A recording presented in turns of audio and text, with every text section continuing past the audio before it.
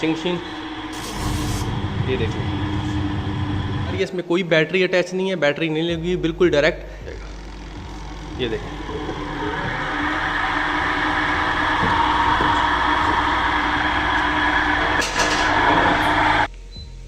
तो ऑन हो चुका है अभी।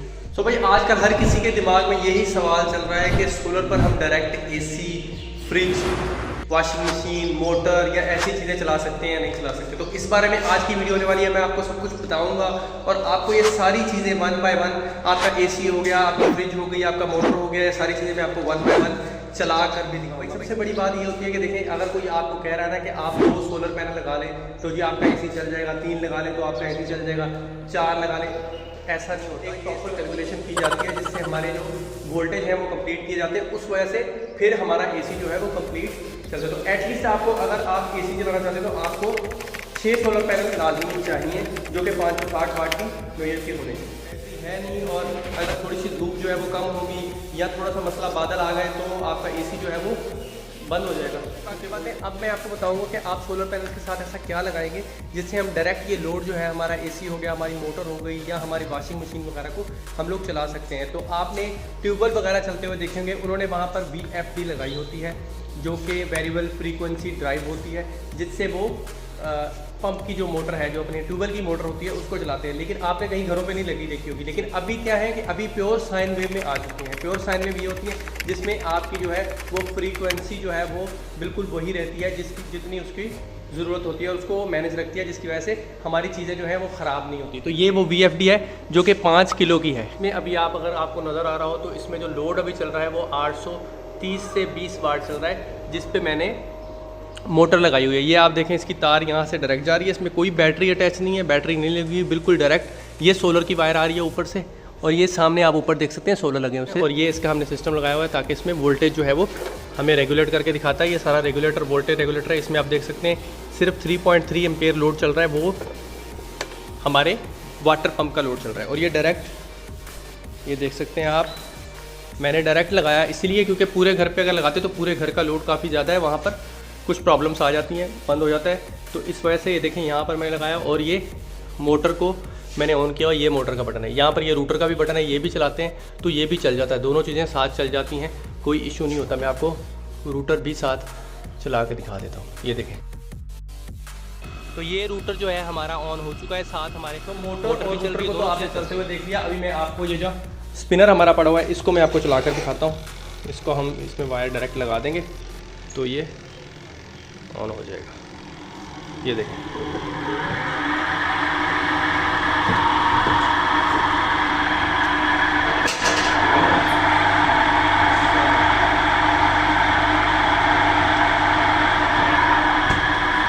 ठीक है, ये डायरेक्ट चल रहा है बिल्कुल भाई। ये इसका कनेक्शन है, ये देख लें आप। और ये डायरेक्ट जाके हमारी VFD में लग रहा है। इसमें कोई बाईपास कनेक्शन नहीं है, कोई बैटरी नहीं लगी हुई, डायरेक्ट इसकी सोलर की वायर आ रही है ऊपर से, ये पैनल लगे हुए हैं ऊपर। तो अभी इसको मैं बंद कर देता हूँ। इसको मैंने बंद कर दिया है और अभी मैं आपको वॉशिंग मशीन चला के दिखाता हूँ। सो ये आ गई हमारी वॉशिंग मशीन की तार, ये मैंने इसमें लगा दी है और ये है हमारी वॉशिंग मशीन। ये देखिए, बिल्कुल ओके, कोई मसला नहीं आता। रोज़ चलाते हैं, रोज़ चल रही है, धड़ाधड़ चल रही है। दिन में कपड़े धुल रहे हैं, पहले भाई लाइट ही नहीं आती थी सारा दिन। अभी तो सारा दिन रूटर भी चल रहा है, मोटर भी चल रही है, कपड़े भी धुल रहे हैं, सब कुछ हो रहा है, ओके वाला सीन है। तो अभी जो है वो एसी रह गया। एसी भी मैं आप लोगों को इसी के ऊपर डायरेक्ट चला के दिखाता हूँ। सो अभी ये जो है ना, मैं वायर लगा रहा हूँ डायरेक्ट एसी की, ठीक है, ये वाली वायर है। ये डायरेक्ट मैं VFD में लगाऊँगा और पहले एक एसी को चलाएँगे, फिर 2 चला कर देखेंगे और चेक करेंगे कि दोनों डायरेक्ट चलते हैं या नहीं। ये वायर जो है हम इसमें डायरेक्ट अभी कनेक्शन देंगे इस बोर्ड में। ये जो वायर हमने ऊपर से लगाई है वो हमने भी इसमें लगा दी और इस पर और कुछ भी नहीं चल रहा। अभी हम सिर्फ इस पर एसी चलाएंगे। वोल्टेज आ गए यहाँ पर 232। अभी इसकी पावर हम ऑन करते हैं। पावर ऑन हो गई है। अभी रिमोट से हम इसको, तो ऑन हो चुका है अभी।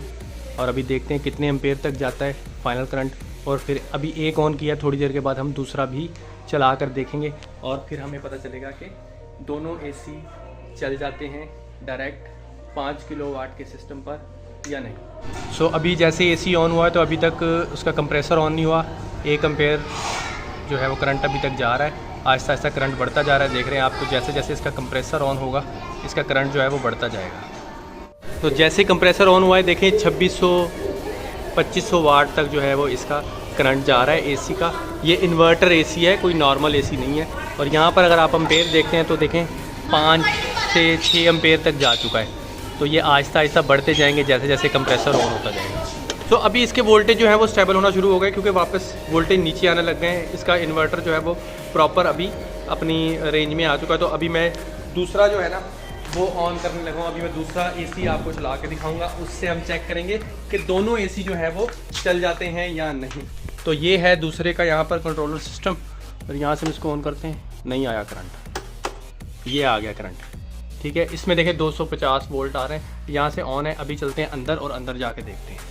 सो अभी ये दूसरा एसी है, इसको भी ऑन करते हैं। बिस्मिल्लाह। तो ये भी ऑन हो चुका है। अभी देखते हैं जब इसका कंप्रेसर ऑन होगा तो फिर हमें प्रॉपरली जो है कंप्रेसर के बाद पता चलेगा कि कितने वोल्टेज जा रहे हैं और ये दोनों इकट्ठे चल जाते हैं या नहीं। तो अभी वो देखते हैं हम कि कितने एम्पेयर जाना शुरू हुए हैं। सो अभी तक उस दूसरे एसी का कंप्रेसर ऑन नहीं हुआ, वोल्टेज वहीं पर स्टेबल है। और अगर एम्पेयर देखते चले तो 4.7 एम्पेयर तक अभी जा रहा है करंट। तो अभी तक जो है वो बढ़ना शुरू नहीं हुआ। जैसे उसका कंप्रेसर ऑन होगा फिर ये करंट जो है एम्पेयर बढ़ना शुरू हो जाएंगे, पता चल जाएगा हमें कि दूसरा कंप्रेसर ऑन हो चुका है। सो अभी जो है वो कंप्रेसर दूसरा भी ऑन हो चुका है और देखें वाट जो है वो एकदम से बढ़ना शुरू हो गए और ये बहुत ज़्यादा बढ़ रहे हैं। तो अभी देखना है कि ये इतना लोड बेयर कर पाता या नहीं, 2 एसी चलेंगे या नहीं। यहाँ पे अगर आप एम्पेयर चेक करेंगे तो ये 9.1 तक जा चुके हैं। तो इसका मतलब कंप्रेसर दोनों अभी ऑन हो चुके हैं, एसी दोनों चल रहे हैं, वोल्टेज वाट जो है वो बढ़ते जा रहे हैं आहिस्ता आहिस्ता।